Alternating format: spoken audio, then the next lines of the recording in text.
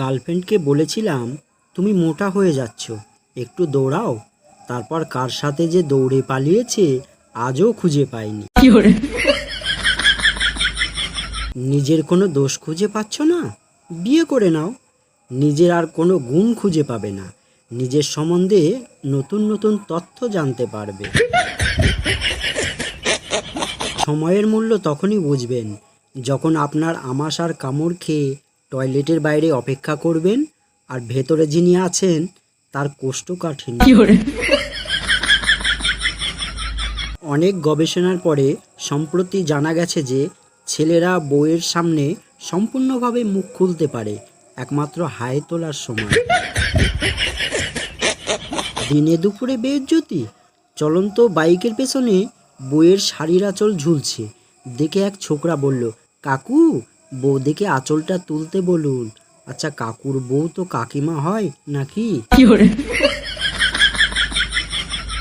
বাড়িতে সুন্দরী বউ থাকা মানে আনন্দর চেয়ে আতঙ্ক বেশি। পৃথিবীতে মেয়েরাই বেশি সুখী, কারণ তাদের বউ থাকে না। মাতাল স্বামীকে ধরে ঘরে তুলতে তুলতে স্ত্রীর রাগ এক নিমেষেই কমে গেল স্বামীর মুখের কথা শুনে, আমাকে ছোবে না, আমি বিবাহিত। বেশি চালাক মানুষের একটাই সমস্যা, তারা সব বোঝে, কিন্তু আপনি যে তার চালাকি বোঝেন এটা বোঝে না। দুঃখের কথা কি আর বলবো, ছোটবেলায় যে রাগী দাদার ধমক শুনে ভয়ে পালিয়ে যেতাম, এখন দেখি বৌদি এসে সেই দাদাকে ধমক দিয়ে বাসন মাজাচ্ছে। শালা, মেয়ে পটানোর থেকে বৌদি পটানো সহজ। মেয়ে পটাতে হলে তোমাকে অনেকগুলো ছেলের থেকে ভালো হতে হবে, কিন্তু বৌদি পটানোর জন্য শুধু দাদার থেকে ভালো হলেই চলবে। বউয়ের সাথে ইয়ার্কি মারার জন্য একটা ফেক আইডি খুলে বন্ধুত্ব করলাম। হঠাৎ একদিন কথার ছলে বললাম, তোমার বর কি করেন? জানতে পারলাম আমি নাকি 4 মাস আগে মারা গেছি। কিছু মানুষ আপনাকে নিজের মতো ব্যবহার করতে না পারলে দেখবেন আপনার নামে বদনাম করে বেড়াবে।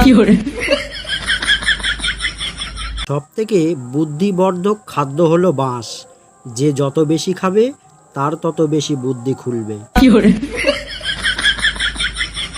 মানেন আর না মানেন, ফ্যামিলি পলিটিক্সের ওপর বড় কোনো পলিটিক্স নাই। আমার বান্ধবী নতুন বিয়ে হওয়ার পর কেন ভালোভাবে হাঁটতে পারে না তা বুঝতেই পারলাম না। একটা মেয়ের সবচেয়ে পছন্দের খাদ্য কিন্তু পুরুষ মানুষের মাথা। আমার প্রিয় ইউটিউব পরিবারের সদস্য সবাইকে জানাই বাংলা হাসির ভাণ্ডারের পক্ষ থেকে অসংখ্য ধন্যবাদ। সকলে ভালো থাকবেন, সুস্থ থাকবেন, আর জোকসগুলো শুনে কেমন লাগলো কমেন্ট করে জানাবেন। আর চ্যানেলটিকে প্লিজ সাপোর্ট করে যাবেন। যারা এখনও পর্যন্ত সাবস্ক্রাইব করেননি প্লিজ সাবস্ক্রাইব করে দেবেন। আজকে এই পর্যন্ত রাখছি, ধন্যবাদ সবাইকে।